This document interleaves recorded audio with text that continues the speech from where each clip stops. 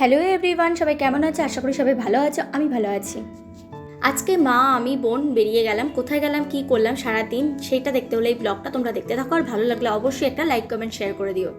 আমরা আজকে যাচ্ছি আদি ঢাকেশ্বরীতে। আমাদের সাথে বাবা যায় না, আসলে আমরা এতটাই সময় ধরে শপিং করি যার জন্য বাবা বিরক্ত হয়ে বলে না তোরাই যা, আমি যাব না।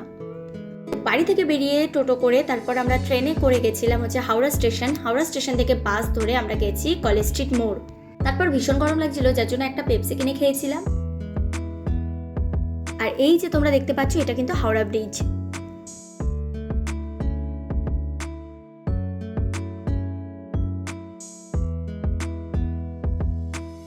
তারপর যাই হোক, আমরা আদি ঢাকেশ্বরীতে পৌঁছে গেলাম।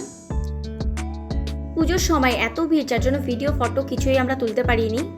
ব্যাক অফ দ্য মাইন্ডে আমার এটা আছে কি ব্লগে ভিডিও আপলোড করতে হবে, যার জন্য ছোট ছোট ভিডিও আমি করে নিয়েছিলাম।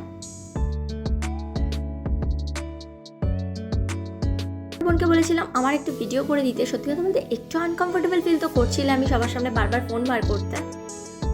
একটা জিনিস তো বুঝতে পেরেছি, ভালো ব্লগার হতে গেলে অনেক কনফিডেন্ট লাগে। যাই হোক, তারপর আমরা বেরিয়ে খেয়েছিলাম ফুচকা, যেটাকে দেখে আর লোভ সামলাতে পারিনি। এবার আমরা বাড়ির দিকে যাচ্ছিলাম আর কোন্নগর স্টেশন থেকে খাবার কিনে বাড়িতে গিয়ে একেবারে ডিনার করে নিয়েছিলাম। যাই হোক, পুরো ভিডিওটা তোমাদের কেমন লাগলো জানিও। টাটা সবাইকে।